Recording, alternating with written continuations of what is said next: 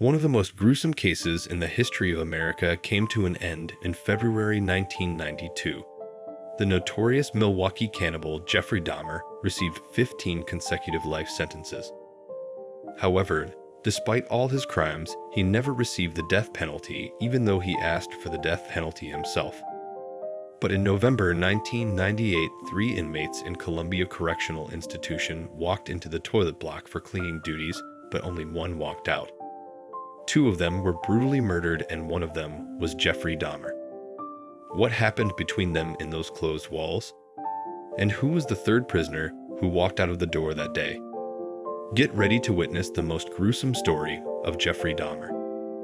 Before we get to what happened that day in that toilet block, let's start from the beginning. Chapter 1. Dahmer's early childhood. Like any criminal, Dahmer was not born a serial killer. He had a traumatic childhood, which contributed to his personality later on in his life. He has gone through really ugly traumas in his childhood that no kid should ever experience, and how these traumas can make a simple child into a monster. Jeffrey was born in Milwaukee on 21st May 1960. His parents, Joyce Dahmer and Lionel Dahmer, had another son after Dahmer. He was the elder brother. Dahmer's parents did not have a good relationship, which somehow affected their son in the ugliest way they could have imagined. His mother had a long history of mental disorders. She used to take antidepressant and anxiety medicines when she was pregnant with Dahmer. She insisted on taking those medicines despite the warning of doctors and her husband that it could affect her child. She had suffered terribly from postpartum depression and even psychosis when she gave birth to her 2nd son, David. Along with coping with a mental patient, Dahmer's father disclosed in 1991 that Dahmer was also a victim of sexual abuse by a neighbor when he was only 8 years old, which to some extent contributed to his later behavior of being sexually controlling. Dahmer's parents spent most of their time away from their kids. His mother and father were absent during his childhood and often had grotesque arguments. His father wasn't serious about his wife's mental illness and never acknowledged it. Most days, he came home from his school to the sight of his parents being physically or verbally abusing each other. Both of them never cared about the needs of their sons. Jeffrey and Lionel had a bizarre hobby. It was the only time they spent time together. They used to dissect road-killed animals and bleach their connective tissues. As creepy as it sounds, it later became the fate of his victims, who he dissected and dissolved their bones. It became his escape. Even as a teenager, he impaled a dog's head on a stick in the forest behind his house. He was a heavy drinker from a very young age, confirmed by some of the testimonies from the teachers and class fellows in high school.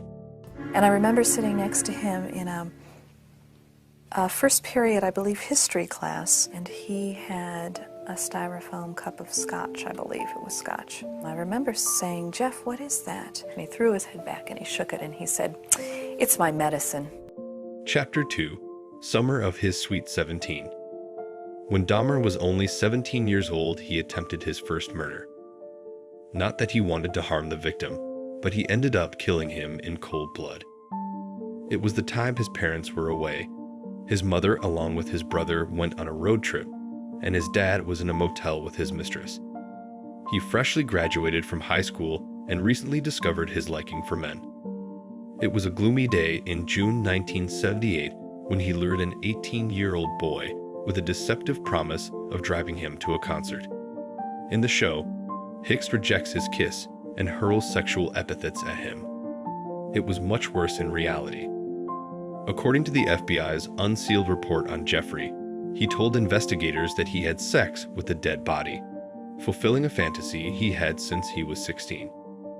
The Milwaukee monster buried Hicks' body in a small grave after chopping it up, then dug it up again to dissolve the skin in acid, crush the bones to dust, and scatter the remains in the woods. Later came the rest of the 16 victims, following the somewhat same pattern of luring, having sex with a corpse, and dissolving their skins in acid. He used to record all of his victims and feel happy and powerful while watching it, as he mentioned in his interview. That I actually derives a sort of pleasure from watching that tape. Did you like feeling evil? No, I didn't. But I tried to overcome the thoughts, and it worked for a while, but eventually I gave in. Chapter 3. Capture Phase. July 1991 was thankfully the end of the road for the Milwaukee cannibal. That day, Dahmer approached a group of 3 boys in a gay bar and offered the guys some money and beer, but in return, he wanted to take some pictures.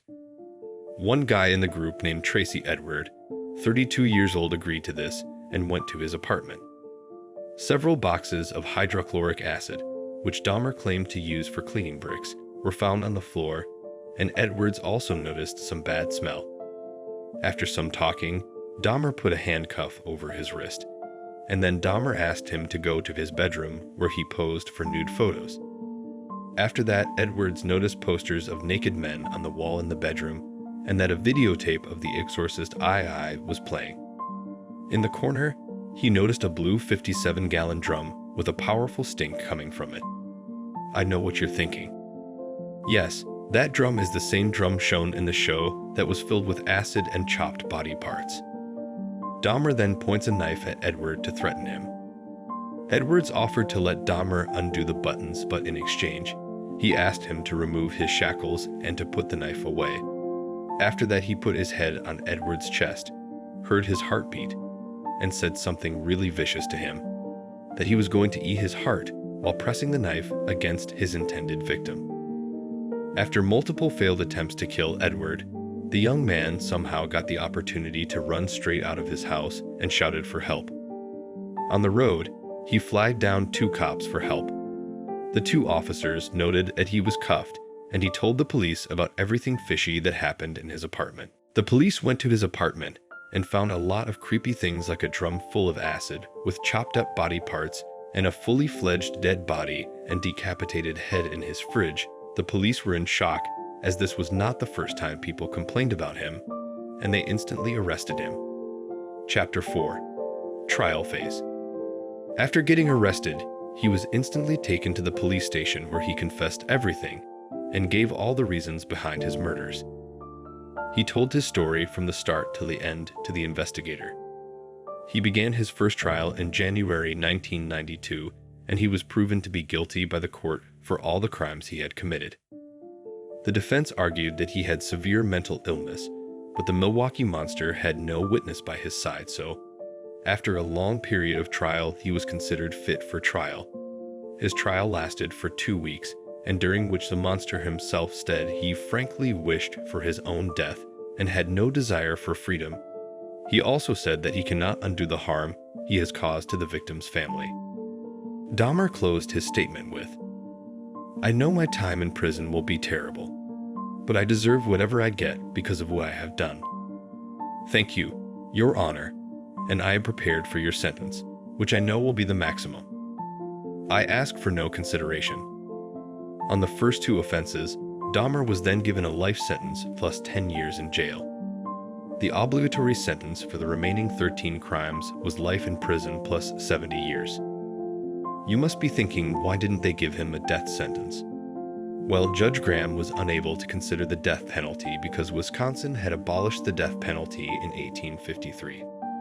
Before we tell you how Jeffrey Dahmer died, let us know in the comments below why you think Dahmer turned out the way he did. Nature or nurture? While you are at it, why don't you subscribe and give this video a huge thumbs up? Chapter 5. Death of Jeffrey Dahmer. It was no surprise that he was hated by his inmates on so many levels, because in the history of American serial killers, he was known to be one of the most heinous ones because he targeted the minorities only. He had a habit of continuously teasing his inmates by doing weird things like saying offensive things about cannibalism and how he loved eating his victims. He would mess with other prisoners' food by mixing their food with other things. Dahmer was known to mold his food into body shapes and would complete the bizarre food art with ketchup, simulating bloody, dismembered body parts. But things started to change when he started going to church with his inmates. One day at church, a black inmate attacked him with a sharp tool on his neck. He was instantly taken to the hospital where he was treated for his injury. After his recovery, he was taken back to prison. During that period, there was news going on about a guy called John Gacy, who abducted, raped, and decapitated 33 young boys. This news spread like fire, and people started associating Dahmer with Gacy. One morning in November 1994, which is known to be his last day, Dahmer left his cell because he was assigned a duty to clean the gym and bathroom with two other inmates named Jesse Anderson and Christopher Scarver. The trio was left unsupervised in the prison gym for almost 20 minutes, where two incidents happened. Scarver killed Jesse because he stabbed his wife 21 times in the face. Then Scarver killed Dahmer by hitting him with a metal rod multiple times, but before killing him, he asked him about all the crimes he had committed. Dahmer admitted to all of it, and he accepted his death quietly. If you're wondering why Scarver killed Dahmer when he was on death row by himself, his reason was pretty obvious. First of all, he was schizophrenic and very sensitive towards such things as murders, and on top of that, he was black, and most of the crimes Dahmer committed was towards black people. He also believed he was sent by God to kill Dahmer because he considered himself a Christian. One could even say he was a fanatic. He became a folk hero for everyone after killing the Milwaukee monster. Dahmer left a wish to cremate his dead body, which was fulfilled by the court in September 1995. This is what Jeff asked for, and he died the same way as his victims. What do you think about the verdict of Jeffrey? Have you seen the show yet? Do let us know in the comments below. Watch more exciting horror videos on our channel and hit the bell icon so you don't miss our latest uploads.